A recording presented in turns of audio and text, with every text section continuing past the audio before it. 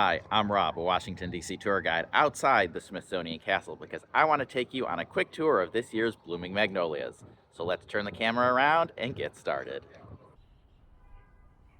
And we will go ahead and start our tour here on the east side of the garden.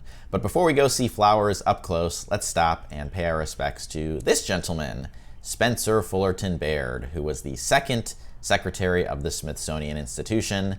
He was a renowned American scientist. He was a naturalist. He was a curator. He founded the United States National Museum, which is now the Natural History Museum, one of the most popular and visited here in Washington, D.C. But we're not here to talk about Smithsonian history per se. We're here to see the magnolias in bloom, and that is exactly what we're going to do now. So we are making our way through the Enid A. Haupt Garden, which is a garden that opened in 1987. It covers 4 acres between the Smithsonian Castle and Independence Avenue, and it is divided into 3 distinct areas. The area that I'm walking through right now is called the Fountain Garden, which is inspired by the Court of Lions from Spain. It symbolizes a walled paradise, referencing Persian and Islamic traditions. And yes, there is a fountain, though I didn't stop there today because the focus of this virtual tour is on the magnolias and the spring bloom. So that is Independence Avenue straight up ahead. And these are magnolias. They are not cherry blossoms. We'll talk a little bit more in depth soon about what magnolias are and what they're not. But around this time of year in DC, everyone gets really excited for the bloom. And if you come a little too early to see the cherry blossoms in bloom, the good news is there are early bloomers, including the magnolias here. That's the Smithsonian Castle in the backdrop, and this garden right in front is called the Parterre, which is the central formal garden here with carefully manicured symmetrical designs. It's got beautiful floral arrangements, usually organized in shapes like diamonds, which is what I see today. But if you come here often like I do, you can sometimes see other shapes as well. The Parterre is inspired by elaborate Victorian era gardens, and it is here and meant to complement the Smithsonian Castle architecture, which I'll talk a little bit more about the Smithsonian Castle in a bit. It is a quite important building. It's kind of the whole focal point of the entire area. But I'm going to turn left right now and head towards the Moongate Garden, which is the third of the distinct areas here. The Moongate Garden emphasizes geometric symmetry, and it is aligned with cardinal compass points. I am about to enter through one of the gates, hence the Moongate Gardens. So this area features granite and water, which symbolize in this context earth and the spirit, which is from Chinese culture. There is a circular pool that you can see to my right that creates reflections. It makes the garden feel more expansive. It makes the garden feel serene.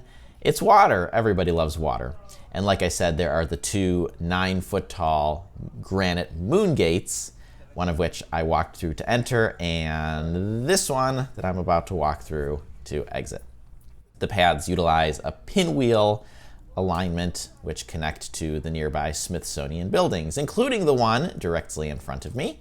And if you'll notice up above, some of those magnolias are not fully open. They're not fully bloomed, and there's a reason for that. The magnolias are an early blooming variety of flower.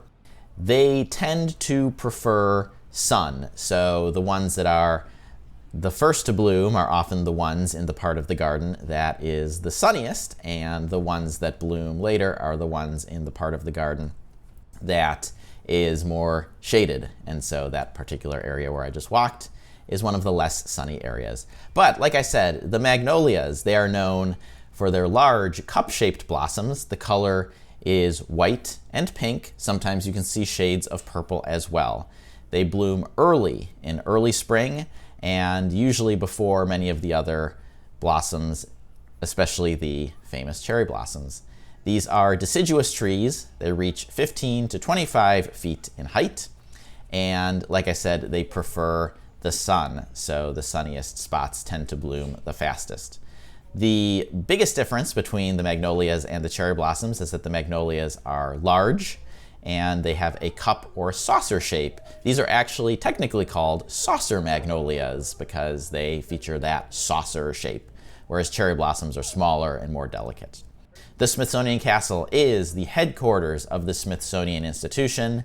If you like museums, you know all about the Smithsonian Institution. This building was actually the first building built as part of Smithsonian, and it is currently undergoing a major renovation in 2023. So a little over 2 years ago, it closed down, and they will spend 5 years renovating it. That sounds like a long time because it is a long time, but the 5-year project includes expansive repairs, upgrades to building elements. It's very much needed.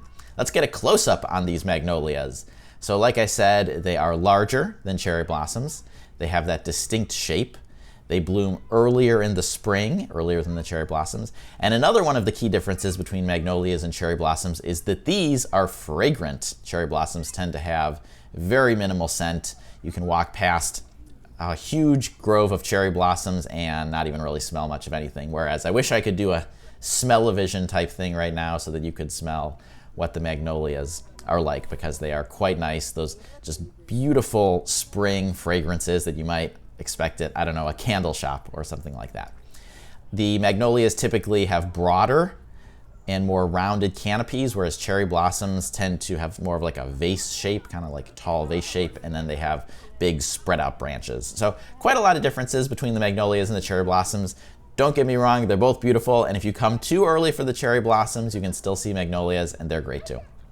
This is the National Museum of African Art, one of the newer Smithsonian museums, not to be confused with the National Museum of African American History and Culture. This one is an art museum. The other one is a history and culture museum. And it is here along with the one straight ahead, which is the National Museum of Asian Art.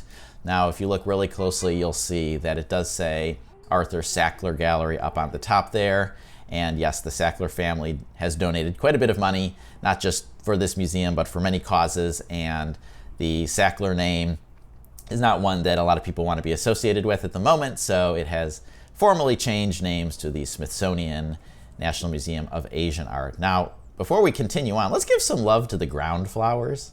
I feel like at this time of year, the tree flowers tend to get all the attention. And yes, the tree flowers are amazing, but hey, don't sleep on the ground flowers. They look pretty nice too. Now, before I wrap up, as I walk back towards the Smithsonian Castle, let me tell you a little bit about today and what you can expect when you visit. It is March 21st. It is a weekday. It's around lunchtime. It's a little before noon. That is why the sun is still a little bit low in the sky. You could see some glare at the very beginning of the video and when I was getting up close to the blossoms. It's cool. It's only in the 40s Fahrenheit right now.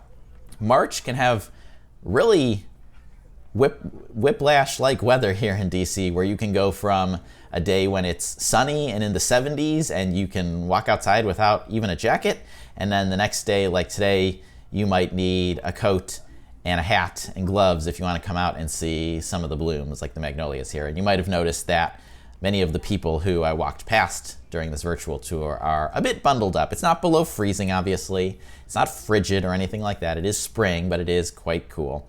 And yes, it's always this busy. So sometimes people want to know, when can I go when it's not busy? Well, if things are in bloom, it's going to be busy. That's just the way it is.